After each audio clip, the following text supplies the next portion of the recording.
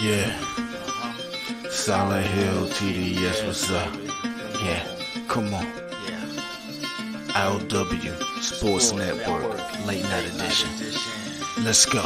Come on. We about to raise the bar. Wild card mar. Everybody grab a seat, cause you know we about to spark. Late night sports talk. Modelo Le Cigar. Man, you don't wanna start. Wild card mar. We about to raise the bar. Wild card mar. Everybody grab a seat, cause you know we about to spark. Late night sports talk. Modelo Le Cigar. Man, you don't wanna start. Wild card mar. Hey.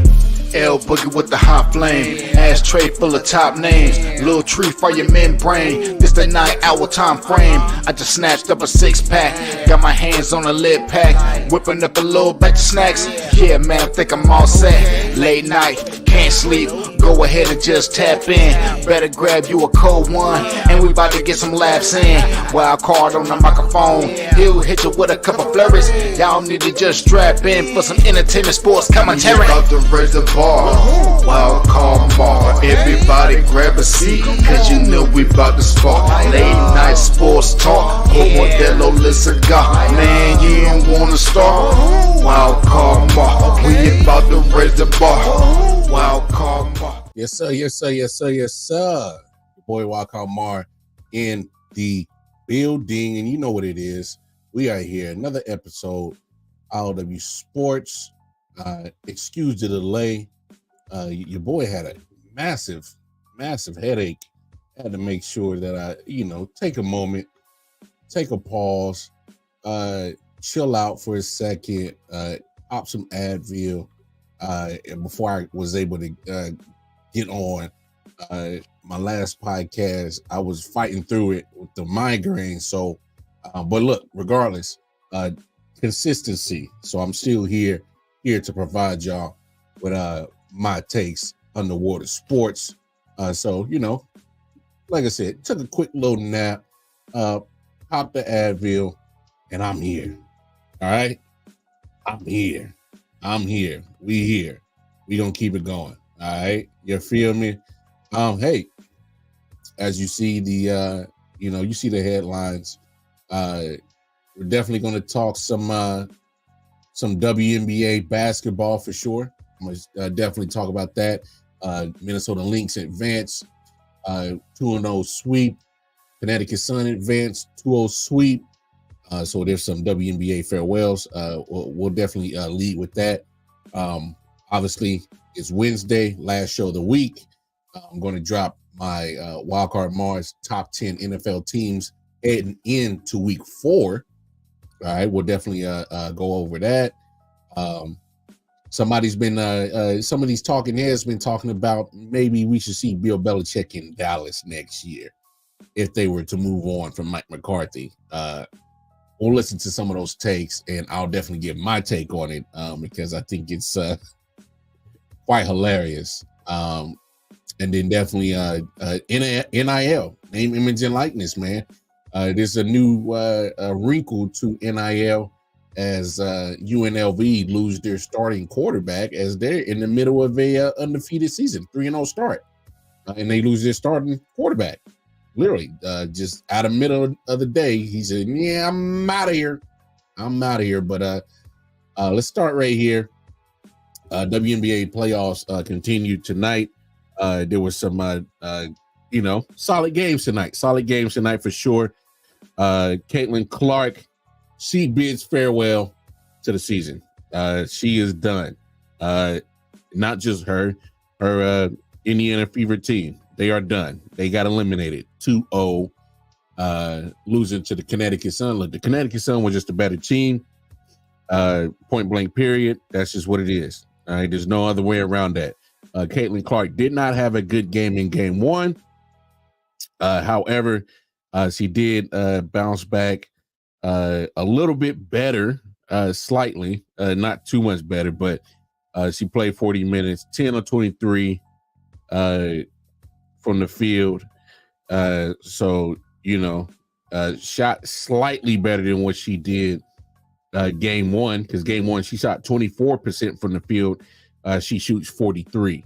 All right, so shoots 43 tonight.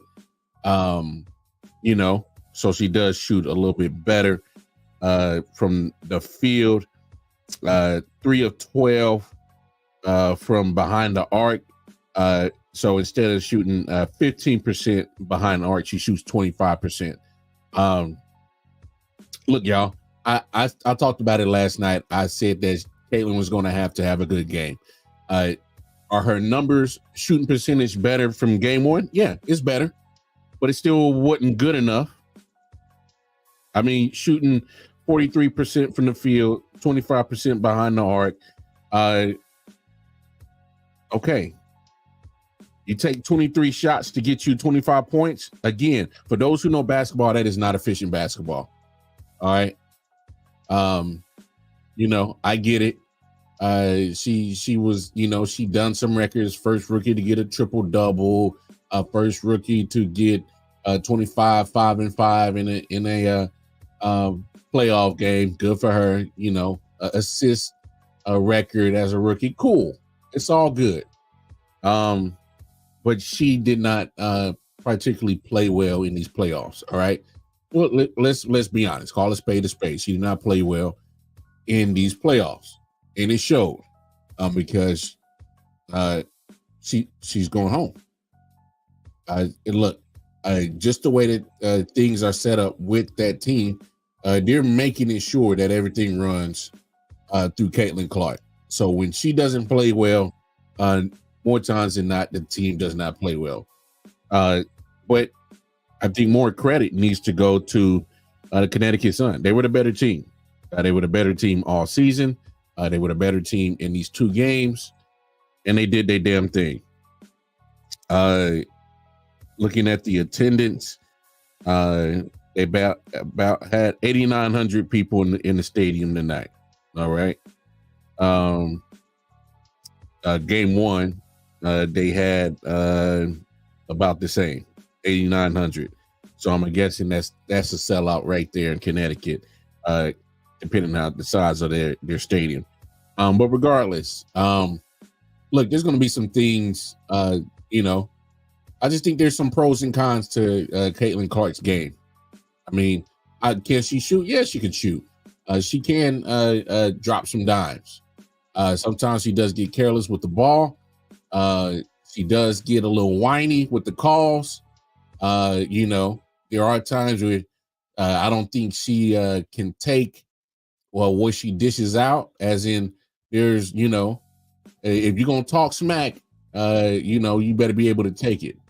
So I think there's times where she needs to, you know, ain't nobody gonna bow down to you just because you Caitlin Clark. They as they showed, most of those players are veterans in the WNBA, and they did not give a damn on who the hell you were. You got to cut your grit and your metal in the WNBA just like anybody else. And so, you know, that's just what it was. Now, here's where I give Caitlin Clark credit. All right. I give Caitlin Clark a lot of credit because around Caitlin Clark, there's a lot of people that's going to talk a lot. Fans, you know, pundits, talking heads, people all over the place. Media is going to have certain, I guess, biasy when it comes to how they cover Caitlin Clark and cover the sport around her. So I give Caitlin Clark credit on this one because before the game yesterday, or before the game Wednesday night, she was asked about the foul that happened, you know, and I like her response. All right, so I'm gonna play that clip, and although you won't be able to see it visually, I'll describe what her face looks like when she was asked this question. Circling back on the play with your eye, what would you say to the crowd of people that think a hit like that was intentional and maybe even more suspicious? It wasn't intentional by any means. You just watched the play. It wasn't intentional. All right. Thank you, Caitlin. Thanks, Caitlin. Man, if you could have seen her face, if you could have seen her face, I wish I could have seen her face. She gave a real sarcastic smirk and laugh as you kind of heard it in there in her voice. And it wasn't like it was more how I took it, how I interpreted it, is that she's like, I'm sick of this crap. I'm sick of this. Because they were asked, you know, what would you say to the people who think that was an intentional foul? And basically what the media guy was trying to ask is, there's a whole bunch of people on the internet, a whole bunch of people in the media that they're going to create narratives around Caitlin Clark. And the way that she answered that question, and here's why I give her credit, she looks like she's sick of it. She looks like she's sick of just the narratives and the media and certain fans just making up certain stuff that's not conducive to the actual growth of the WNBA. That's how I interpreted that. Looked like she was fed up. Looked like she's like, oh, I'm so done with this. I just want to play basketball. That's how I interpreted that. That sarcastic smirk and kind of, you know, like, come on. She's like, hey, what do you mean that's not intentional? It wasn't intentional. But there's some Clarkians out there who's going to say it's intentional. There's going to be some media people trying to make it and spin a narrative that it was intentional. But if Caitlin Clark isn't crying about it and bitching and moaning about it, well, why are other people trying to make narratives in certain talks and make it seem like if something is that it ain't? She's trying to play basketball. That's why I give Caitlin Clark her credit, because at some point in time, she had to have got fed up with this crap because she had to deal with it all season. People, pundits, media people, fans on the internet making up certain narratives when that's around her and she's not feeding into it. That's what I took out of that little quick little insert. She's not trying to feed into that crap. She wants to play basketball. So I give her that credit.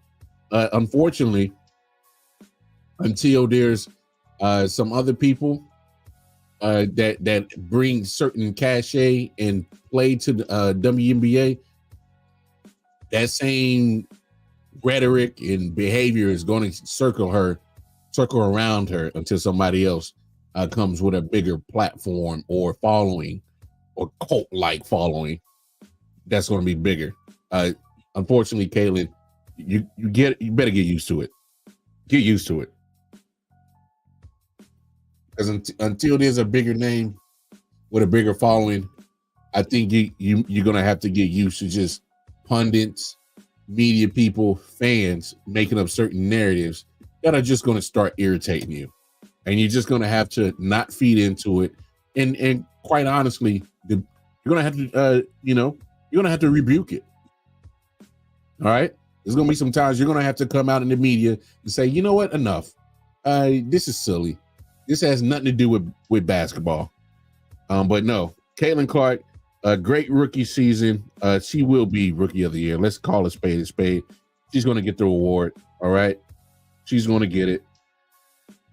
Because she happened. Well, she did have a good rookie season. I mean, we're not going to cap about that.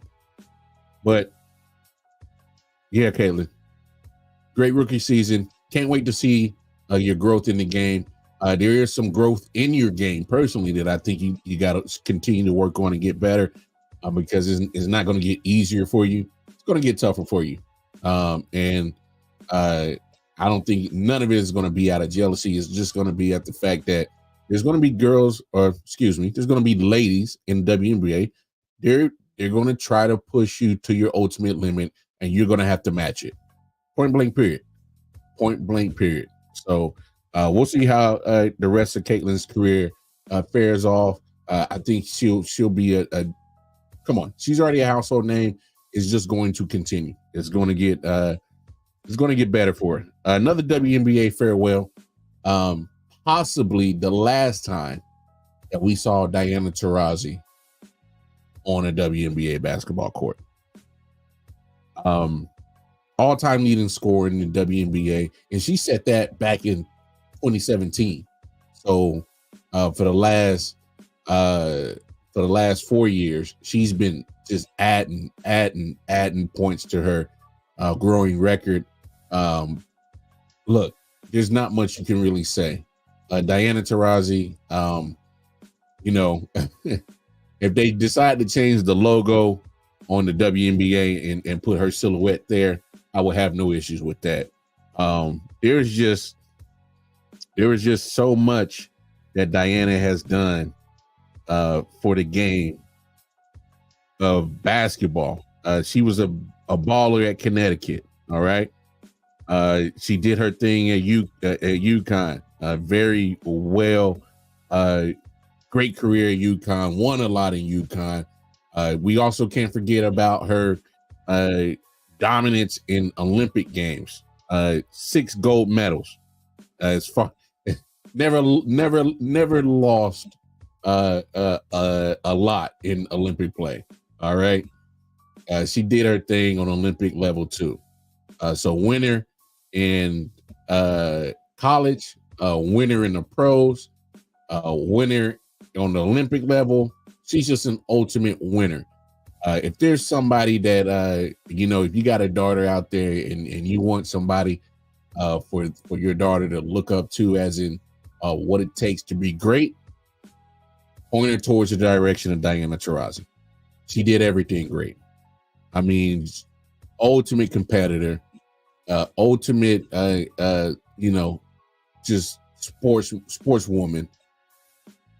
You know, you can't say nothing and put it encapsulated in the greatest words to describe her career. I, for one, as a sports fan and basketball fan, I'm going to miss Diana Taurasi, but this is part of the game. I've seen all of her UConn career. I've seen all of her Olympic career. Now I've seen all of her WNBA career. Mount Rushmore of WNBA, in my opinion. I don't think there's no other way around that. Like I said, she's just been adding on to that all-time leading scoring list for the last 4 or 5 years. Just been adding to it. She broke that record in 2017. Y'all understand that, right? So the last 5-6 years of her WNBA, she's just been patting that damn singles all-time leading scores list right there. Just been patting it. WNBA is going to damn sure going to miss her. They're damn sure is going to be a void left without her in the WNBA. Will there ever be somebody to probably fill her shoes? Of course. Records are always meant to be broken. Somebody's going to break her record at some point in time. Don't know how long it's going to take. So probably in the next 20 to 30 years, we'll probably be having a conversation of somebody breaking her records. But until then, she's the GOAT. She is the GOAT. I mean, literally. I mean, there's what else can you say about Diana Taurasi? So shout out to her. Great career. Going to miss you on the basketball court. Definitely was a diehard fan of you, Diana. Love what you did for the game of basketball. Not just women's basketball. I'm talking about basketball. All right. Hooper, baller, point blank, period. That's just how it goes. That's what she was. She was a baller. If there's not a lot of guys that can say that they could have got one over on Diana Taurasi. She the busted jazz. Pause. So let's just call it spade a spade. But no, definitely gonna miss her. So will a lot of people. All right. Let's transition this thing right here. Name, image, and likeness. Obviously, that's the one of the biggest talking points in college athletics. Okay. You know, one of the most polarizing things that gets talked about when it comes to college basketball, college football, and just college athletics in general. Now, name, images, and likeness is starting to creep its way to the high school level. There are certain states that are starting to, you know, passed laws that are allowing high school student athletes to start making money through name, image, and likeness deals. But there's some good and there's some bad that comes with NIL. The good thing is that, hey, it's long overdue that these student athletes should have been compensated for their name, image, and likeness. All right, long overdue. All right, that's the positive part.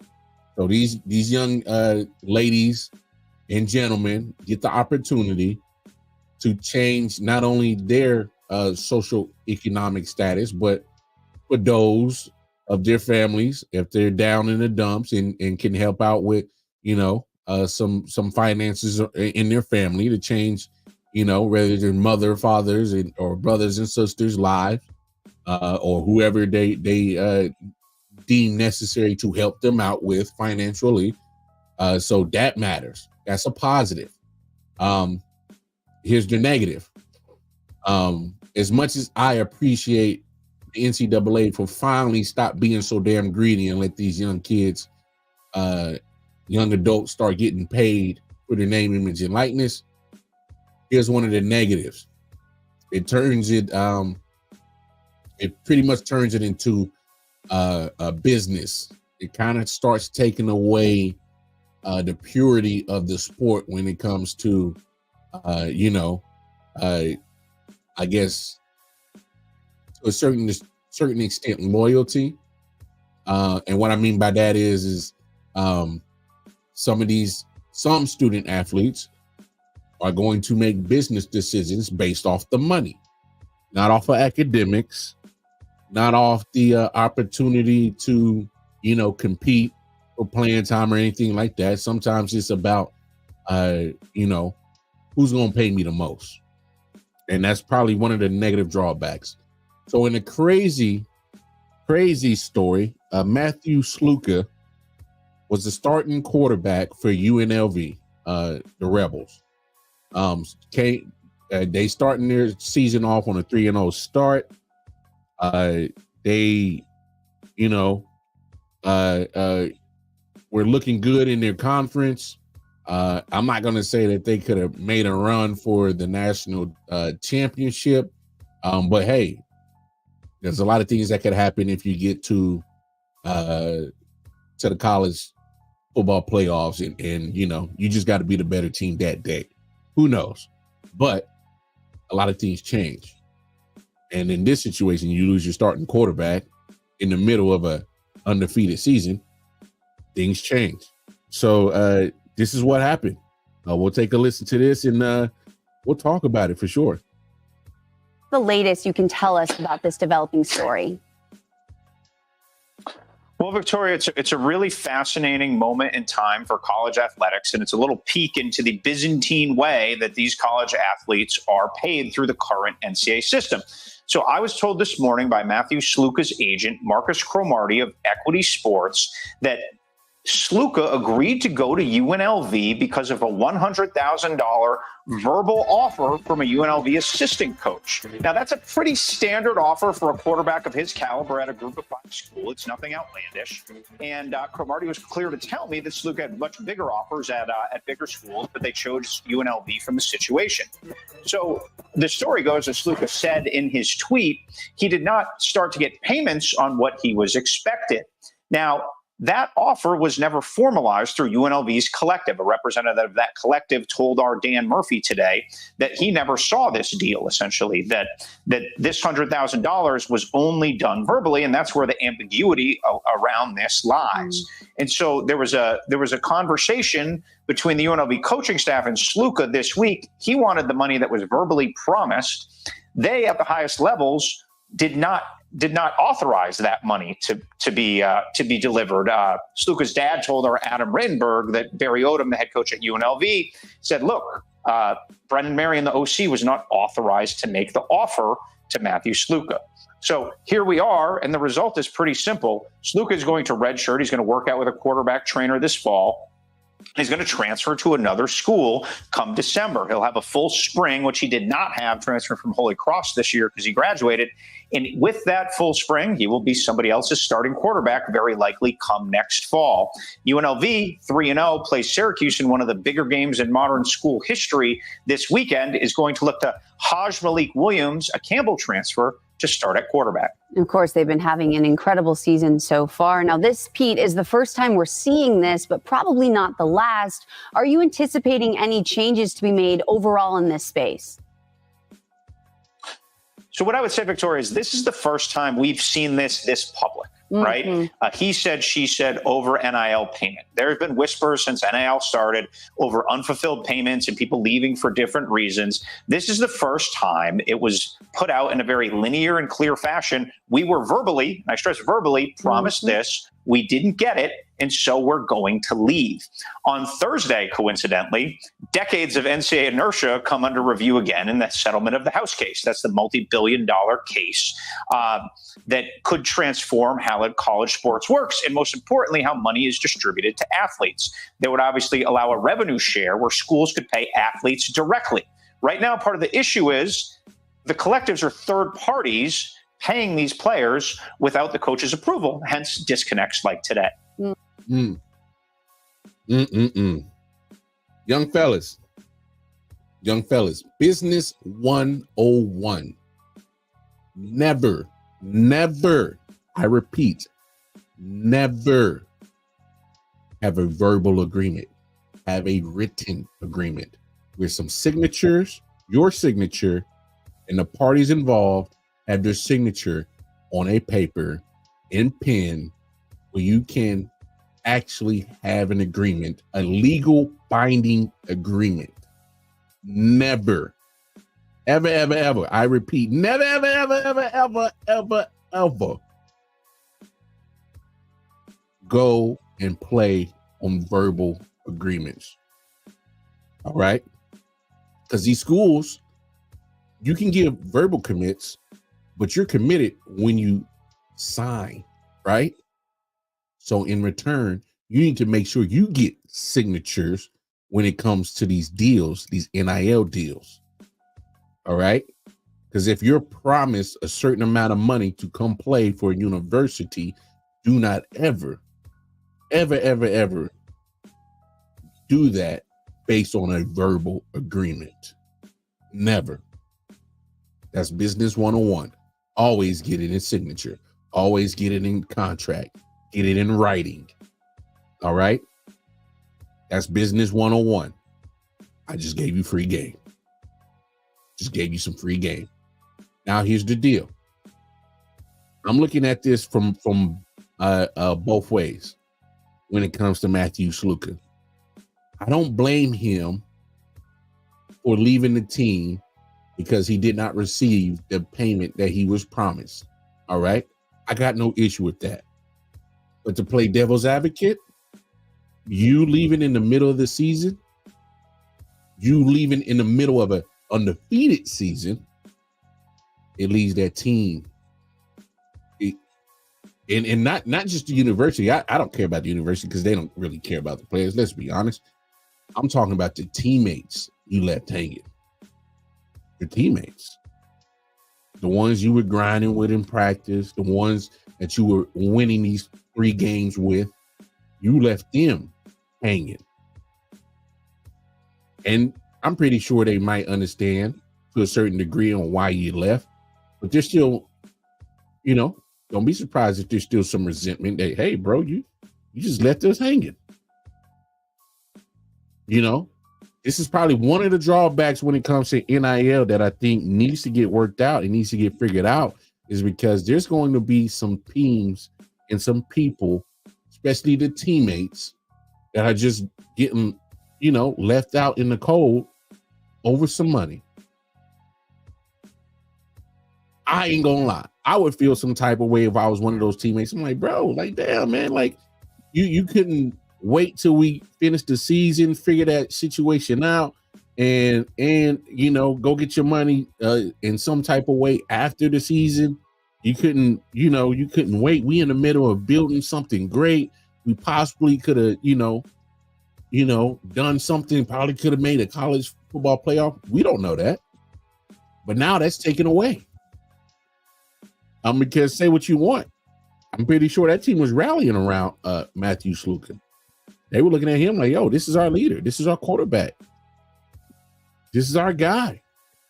Now he's just up and gone.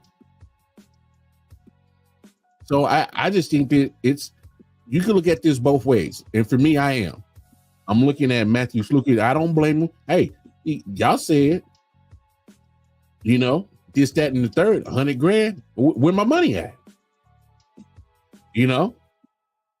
Because I definitely understand that. When I go work at a job, I did the work. I need the payment. I got you guys 3-0. Where's the payment? I understand that. But there's still a sour taste left in those teammates' mouths. Like, damn, man, a homie just straight up and left. Like, damn, is the money that important? These are some of the things that I think the NCAA did not take into account the moment that they would start approving NIL. You find these little loopholes right here where homies could just bounce in the middle of the season just because you didn't pay me. To me, that's a bad look on the NCAA, because you did not figure situations out like this and put certain rules and parameters around NIL that could possibly prevent situations like this. As the piece has said, the head coach, Barry Odom, he's like, yo, I didn't say you was getting $100,000. Ain't nobody who makes the decision said you was getting $100,000. Nobody said that. But Matthew Sluka like, nah, somebody on your staff was quote unquote speaking for all of y'all. I don't care who quote unquote has authorization to make that deal with me. A guy in a UNLV shirt that has a UNLV job said this, that, and the third. That's what I'm going based off of. So in turn, he was a representative of y'all. So I understand Matthew Sluka is a point in that situation, but at the same time, I'm looking at his teammates. If I'm his teammates, man, I'm sick. I'm hurt. Pissed off. Because lo and behold, we in the middle of building an undefeated season, got to go to Syracuse, which won't be an easy task for them. Yeah, I could probably look at Vegas right now, and now that he's left, I can definitely see that there's going to be a change in the over-under. There's going to be a change in the money line. There's no way that they're going to make that money line change quick. Vegas made that. They made that change to the money line soon as they got word of the news that he was leaving. Yep. You probably went from a 3-point underdog to a double-digit underdog, just like that, quick, because you lost your most important player at the quarterback position. Starting quarterback. This ain't no backup. This ain't no Arch Manning situation where the popular guy is the backup. No, this the starter. That affects a lot of things right there, man. NCAA. Before y'all had rolled out NIL, I don't know how in the world y'all did not set the rules and parameters and certain things that comes with doing NIL. How do you not set the parameters? How do you not set, hey man, once you hear, you hear. Ain't no leaving because of money. I don't understand that. When you roll out something like this, when it comes to money, you gotta cover all your bases. You gotta dot all your I's. You gotta cross all your T's when you roll something like this out. Because at the end of the day, you can't sit here and not be prepared for situations like this. Now you got legal cases in the middle of being reviewed on how to come up with a certain, I guess, platform on how to, you know, come up with the certain parameters for NIL. You should have already done that. Policies, rules and regulations should have already been in place when you first started talking about name, image, and likeness. How do you not cover all your bases? How do you not dot all your I's? How do you not cross all your T's before you rolled out name, image, and likeness? That part for me, I don't understand. Because you see it every day. Every Fortune 500 company has policies, rules, and regulations in their handbook that was already set in stone before they even hired their first employee, before they even, did their first piece of transaction in business. Because it's necessary. It's cover your bases before you open the doors to the real world and see what happens. You just don't, hey, you just gonna start paying players. Let's go get paid. And now you got the circus. Now you got this situation where everything's just a whole bunch of a mess. How do you not do that?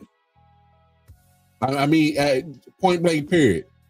Shout out to my guy Miss Stully Show. Y'all tap in with us. They introduced it without ironing out details to get everyone off their back because people had been pushing it for so long. And yes, I 100% agree with that because they felt the pressure because we all know the NCAA has been making buku money. Yeah, buku. I said buku. I'm aging myself. They made buku money off the backs of these student athletes for decades. And just because you felt the pressure to finally, hey, yeah, let's pay them, but let's shut everybody up by just, hey, opening the floodgates. You don't do that. Like, how do you not iron out the details on how you're going to do it? You just do it just so you can keep the pressure down? No, all you did, NCAA, was make more problems for yourself. All you did, NCAA, is make more, situations that's just going to pop up out random because you didn't iron out your details on NIL. You were so quick to just push it out there so that you can keep the scrutiny off the people and all that stuff. You can't do that. You didn't dot an I, you didn't cross a T, you did nothing. We just say, hey man, we about tired of getting all this criticism because from hearing all the public outcry about paying the athletes. We just gonna, hey, all right, go get paid now. No. How do you, like, this is business 101. If you are a business entity, you make sure you have rules, regulations, policies in place before you even make your first transaction, before you even hire your first employee, before you make your first damn dollar. There's policies that you must set in stone. That's business 101. Come on now. You didn't think this through. Now all you done is cause more headache, problems, and now you're in the middle of a damn legal process that literally is holding billions, yes, B with a B, billions of dollars hanging in the balance that you're probably going to have to pay out because you did not set parameters on NIL. I talked about it last night. Reggie Bush suing the NCAA, suing USC for retroactive payments for what he brought to both USC and the NCAA. Y'all can imagine all the money that was probably brought in because of what he brought. You know, Vince Young. If I'm Charles Woodson, I'd be going to the court too. Hey man, I can imagine how much money I brought to the University of Michigan into the NCAA. That's another thing that the NCAA didn't figure out.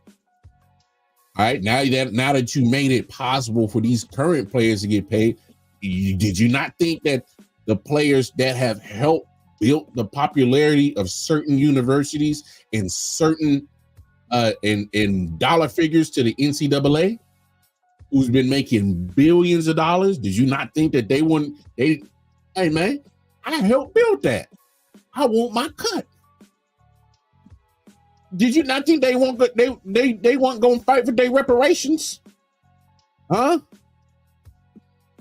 I mean, come on now. I don't know what you was thinking. The amount they're going to end up paying is going to be way more than what they would have actually paid had the NIL been ironed out and in place a long time ago. Bingo. Bam. You didn't create a headache for yourself. You got to look. They did not think this all the way through. Oh man, let's just put it out there so people get off our damn backs because they tired of us taking advantage of the kids, which you were. You've been taking advantage of these student athletes for decades. Yes. But damn it, you can't just fold to the pressure without thinking. You had all the time in the world to think all of this through. Every angle, every piece of the puzzle. You had time to look at it all. You had time to look at the whole picture. You decided not to. You just wanted to just implement it because they wanted to get the pressure off their backs, off the scrutiny.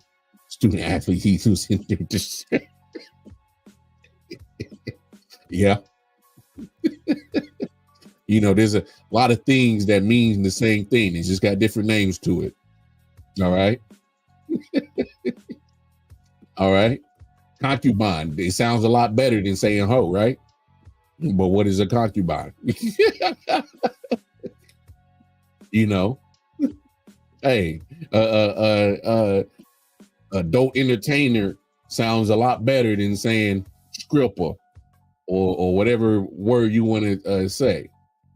It means the same thing. Message. NCAA, you failed yourselves. You didn't do yourselves no service. All you did was make it harder for yourself as an entity.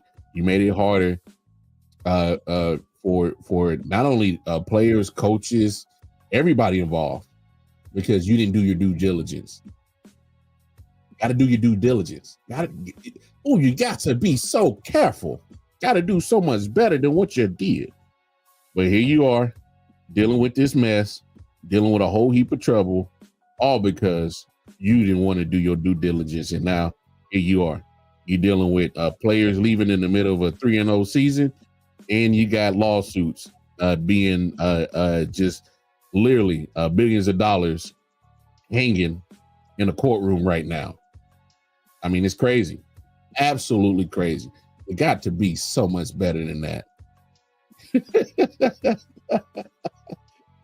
I'm in love with an adult entertainment. Don't have the same ring to it now. I'm in love with an adult entertainer. Yeah, I'm in love with a stripper. Sounds so much better. So I'm with you, dog.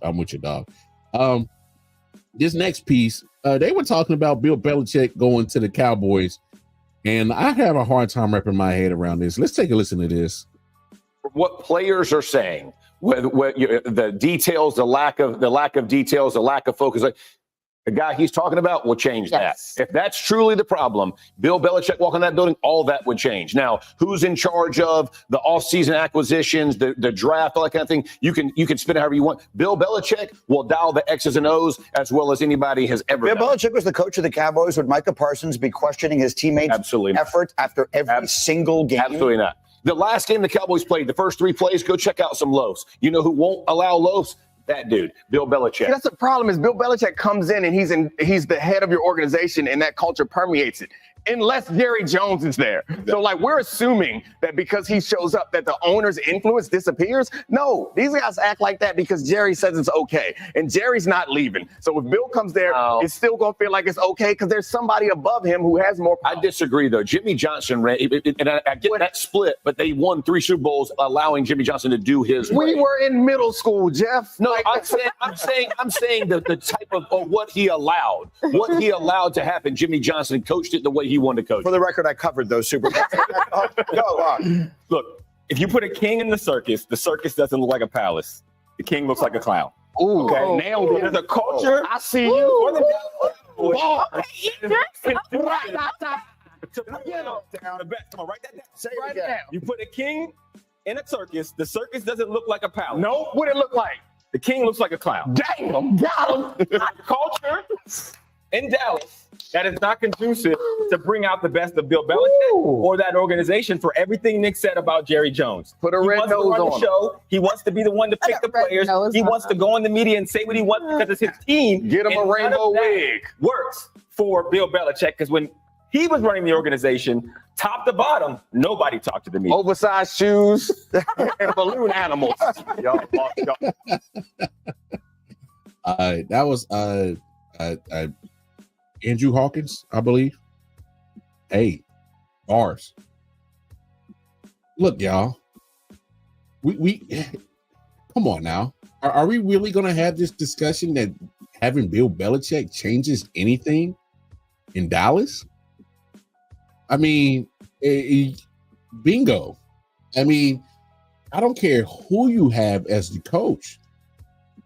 And I get what Jeff Saturday was saying. Oh, well, Jerry Jones allowed Jimmy Johnson to coach the Cowboys the way he saw fit until he didn't. All right. There's a reason why Jimmy Johnson didn't stay for a longer tenure, because at some point in time, Jerry Jones was like, nah, my spotlight is dwindling and I don't like it. So there's a limit. There's a limit to what Jerry Jones is going to allow any coach to do. Bill Parcells, a 2-time Super Bowl winning coach for the Giants, he goes over to Dallas. He didn't stay long. Do y'all think that's a coincidence? There's no, come on. There's a reason why certain coaches will not take that job in Dallas. There's a guy in the skybox that has to talk after every game. He has his own media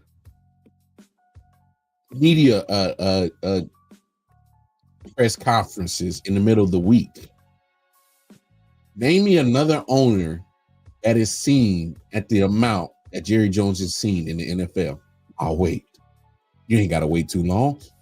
There's no other owner that is seen as much as Jerry Jones is. All right? People got to understand that Jerry Jones will not allow anybody to seem bigger to the Dallas Cowboys than him. That is just a fact. All right?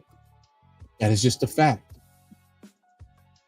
Jimmy Johnson, Bill Parcells, winning coaches did not stay long under the tenure with him as the owner, because Jerry Jones is a meddler.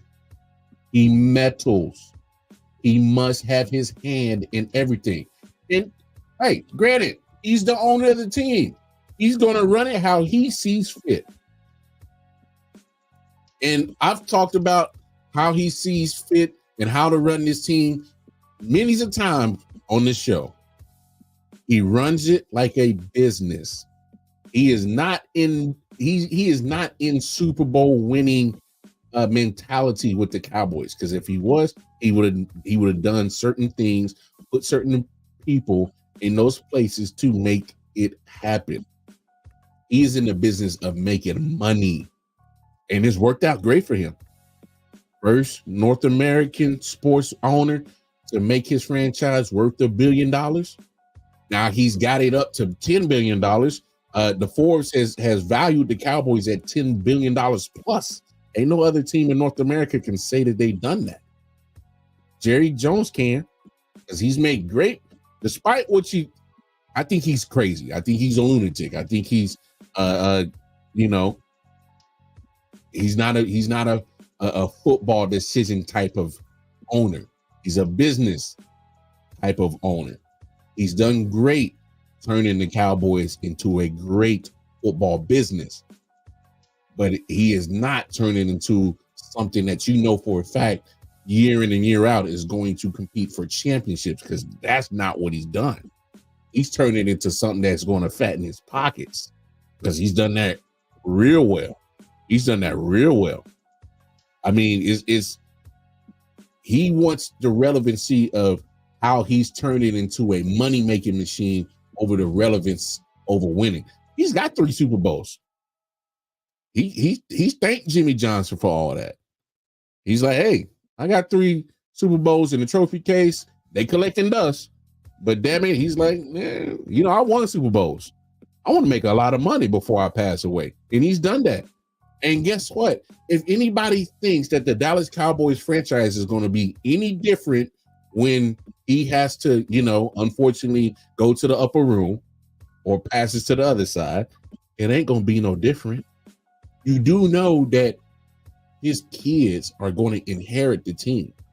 His kids have been put in high priority roles in that organization to more than likely run the franchise just like him. It won't be no difference when Jerry Jones passes away. I am here to let everybody know that it will be no different. Stephen Jones, his son, will probably be his successor. Who do you think Stephen Jones is following and watching every day in the building on how to run the Dallas Cowboys? Not how to run an NFL organization, how to run the Dallas Cowboys. He's going to run it like his daddy. If his daughter Scarlett takes it over, she's going to do the same thing because they have been put in high priority jobs to run the Dallas Cowboys just like Pops did. They're going to run it like they daddy, run it like they daddy. It's not going to be about getting Super Bowls. It's going to be about getting money. Bill Belichick won't change that. Will he give Bill Belichick certain leeway to certain things? Yeah. But if you think he's going to let him do the general manager roles, no. Jerry's been doing that. Steven and Jerry been doing that. Come on. I mean, that's just what it is. You think his kids taking over it could be similar to Paul taking over for Vince? And that's a good question, because here's the thing. There are certain things that I think Paul Levesque has done and kind of mirrored certain aspects of how Vince McMahon ran WWE, but you can see that there's a slight difference. There's some difference in how he runs it from Vince. Unfortunately, Paul married into the family, and he took some good of what Vince did, and he's trying not to do the bad that Vince did. Now, in this situation, Jerry Jones's seeds, the spawn of him, they are literally going to run it the same way that he did. Let's make these billions. Let's keep bamboozling these stupid Cowboys fans year in and year out to take their hard-earned work money and keep putting it in our pockets, keep fielding a playoff team to make it seem like we're competing for a championship. But we ain't competing for a championship. We competing to keep that bottom dollar, that bottom line in the green. We trying to avoid going to the black, and we damn sure we gonna raise hell if we get to the red. So it ain't gonna be no different. Ain't gonna be no different. Get used to it, Cowboys fans. Get used to it. Y'all probably won't see no Super Bowl until the Jones family no longer owns it. And unfortunately, he got kids, he got grandkids. It might that franchise is gonna stay in the Jones family for a long time until one of them says, "Hey, I don't feel like running this shit. We're valued at 20 billion. Hey, let me get that 20 Bs and let me go vacation all year round for the rest of my life." That'll be the day that the Cowboys might see a situation where they couldn't compete for a Super Bowl. Until then, it's gonna be a minute. It's gonna be a hot minute. Point blank period. Before I get up out of here, of course, it's Wednesday, last show of the week. I always give y'all my top 10 teams, kind of like my power rankings going in.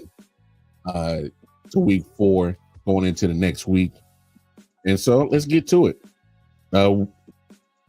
Team number 10. I got the Tampa Bay Buccaneers. I know they came off a loss to the Denver Broncos. I chalk that up to, just some bad quarterback play from Baker Mayfield, which ironically, he's been playing good football. He looked like old Baker Mayfield this past week. So I got them at number 10, down 6 spots from the week before. Number 9, the Saints. I got the Saints right there, number 9, down 6 spots from the week before. And the reason why is, I'll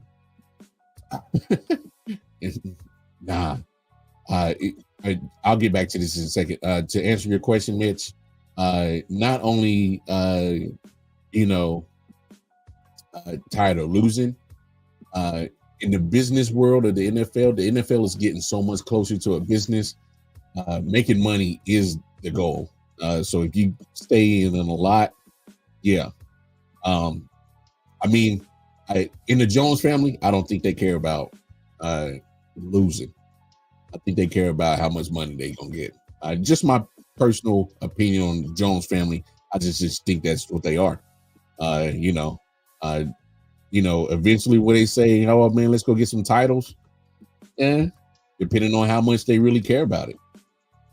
Do they care about getting another Super Bowl title, or do they care about adding another $1 billion to the value of the franchise? Right now, what it looks like, their main concern is adding value to the bottom line of the franchise, and that's what they see as winning. Because Jerry Jones will tell you, man, I got 3 Super Bowl wins, but what's better than having 3 Super Bowl wins? Having my team valued at $10 billion. When he purchased it, I can't remember how much he purchased it for in the 80s, late 80s, early 90s. I think he purchased that team for like maybe $100 million. So when you flip $100 million and then 30 years later, valued at $10 billion, it's kind of hard to give a damn about titles. Kind of hard to give a damn about titles at that point. Back to my list. That was a good question, Mitch.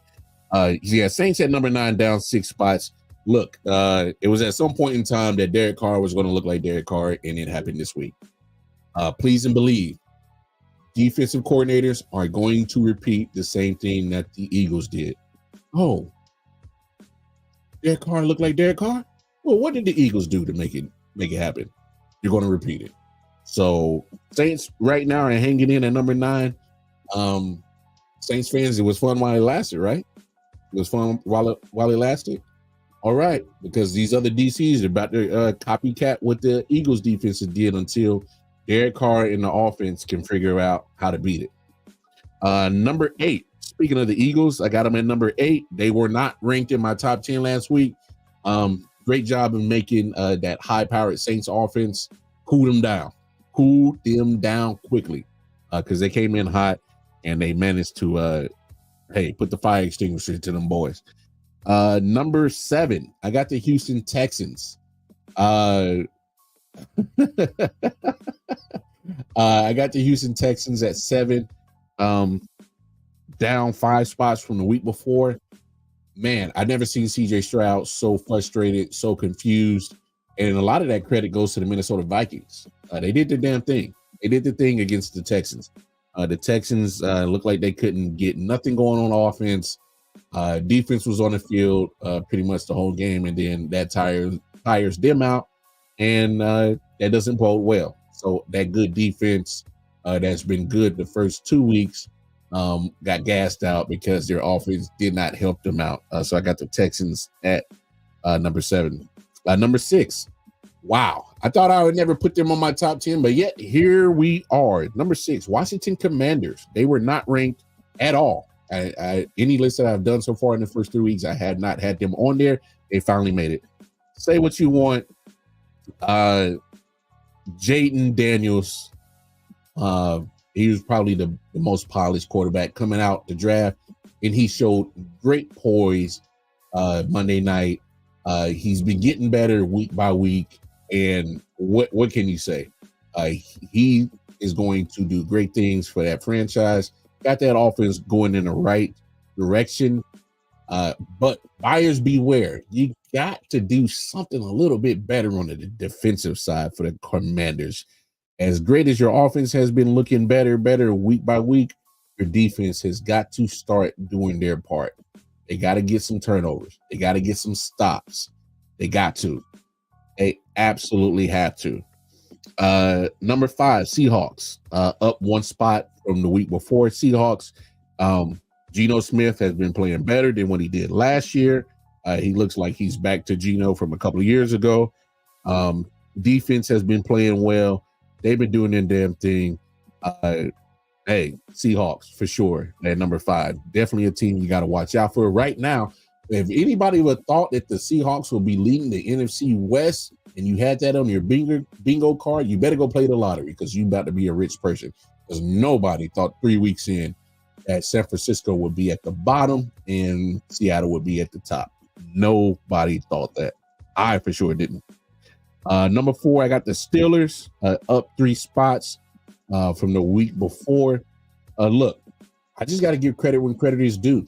The Steelers defense is good. They're playing like it. TJ Watt has been playing out of his mind. And the crazy thing is, the offense is starting to get a little bit better. Still needs some more, better play on the offensive side. But I give Justin Fields his credit. It's funny how when people start believing in you and actually invest in you, how you start playing better. Message Chicago. Steelers at number 4. Number 3. All right. I kept trying to put them off my list, but I can't. All right. I had them on my list last week. You're up 3 spots from the week before. Buffalo Bills. Buffalo Bills are just what can you say? Not too many weapons on offense, but it looks like it don't matter. Josh Allen is playing at an MVP level right now. Josh Allen, if you were to have an MVP list after 3 weeks, he would be leading it. That's just, I just got to be honest. Josh Allen is playing MVP type caliber football. And guess what? He has no interceptions 3 weeks in. Now that is something to be happy about, Buffalo fans. Now, is he going to play like this all season? I think there's going to be some times he's going to hit some bumps in the road. But their defense has been doing their thing as well. There's a certain Steelers fan that we both know definitely has a big ass head. I think you know who we're talking about. Buffalo Bills doing their thing. They're at number 3. And just to show that I'm not biased, people, at number 2, my Kansas City Chiefs, down 1 spot from the week before. Look, yes, they're undefeated. Yes, they are winning. There's some things that got me concerned. Patrick Mahomes, I don't think he's seeing the field right now. Too great. Missing some throws, missing some reads that possibly could cost some points on the board. 3 games, 3 nail biters. Luck will eventually run out when you keep playing these nail biters.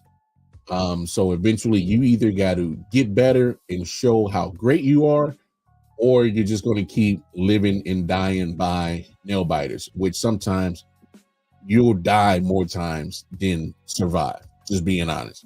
Eventually your luck's going to run out, and you don't want that luck to run out in January. So get all your kinks and your losses now, and make sure that you are playing at the peak of your playing performance later in the season. But I got the Chiefs at 2. Just certain things with the offense, they're not clicking all the way quite yet. Number 1, I thought I would never say this, but I just got to say it. I got the Minnesota Vikings at number 1. If you watch them play football right now, defense with Brian Flores as the defensive coordinator has got them playing damn good defense. Kevin O'Connell as their head coach and pseudo offensive coordinator has Sam Darnold. That's right, Sam Darnold playing the best football of his career. probably of his life. I know this is really mind-blowing shit right here. Sam Darnold right now is playing at an MVP level.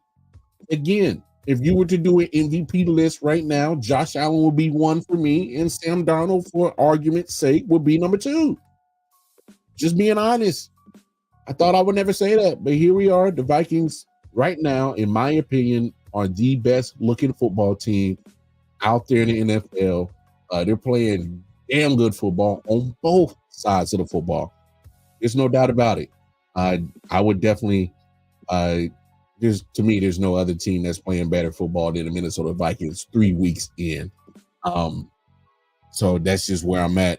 So there's my top 10 list. Buccaneers 10, Saints 9, Eagles 8, Texans 7, Commanders 6, Seahawks 5, Steelers 4, Bills 3, Chiefs 2, Vikings 1. I'm gonna go back to my homeboy's question right here. Who would I have at 32 and 31? If I could give the Carolina Panthers 32 and 31, I would.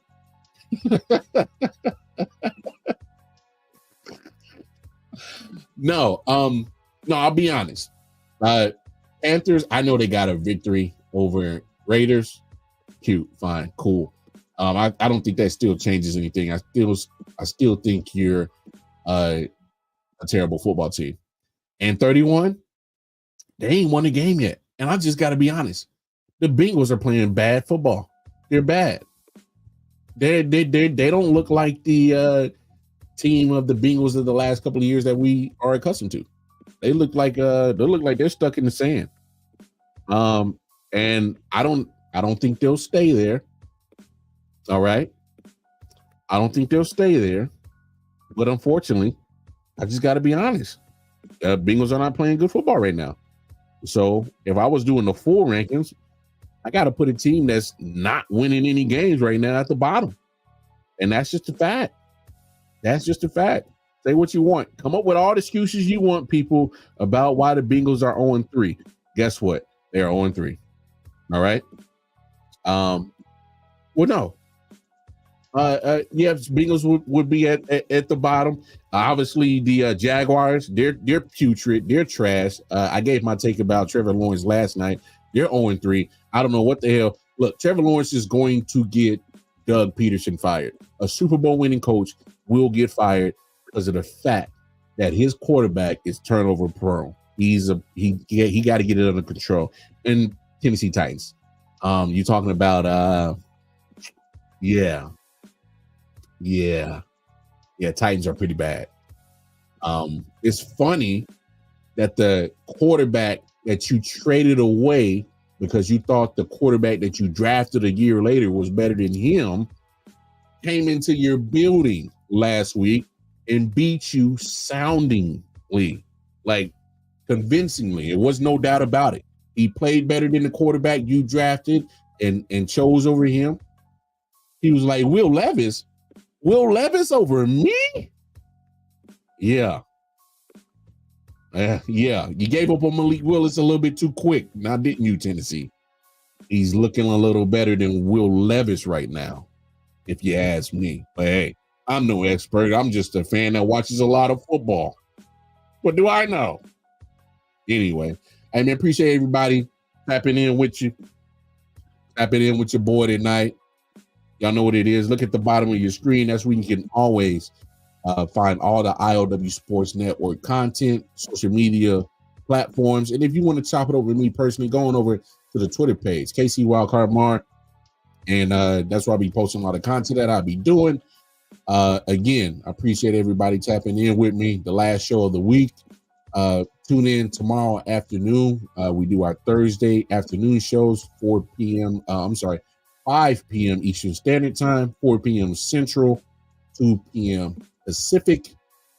And we'll be back Monday night for more Late Night Owl Edition. I appreciate everybody being patient with me as I got a late start.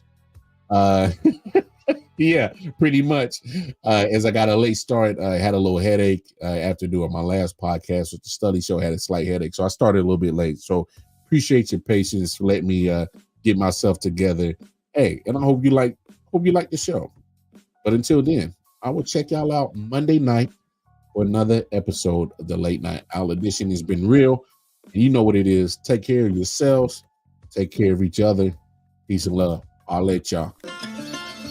Yeah. Silent Hill, TDS, what's up? Yeah, come on.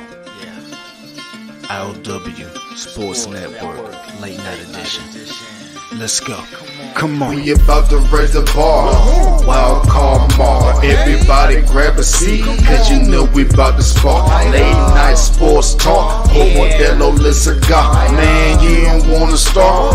Wild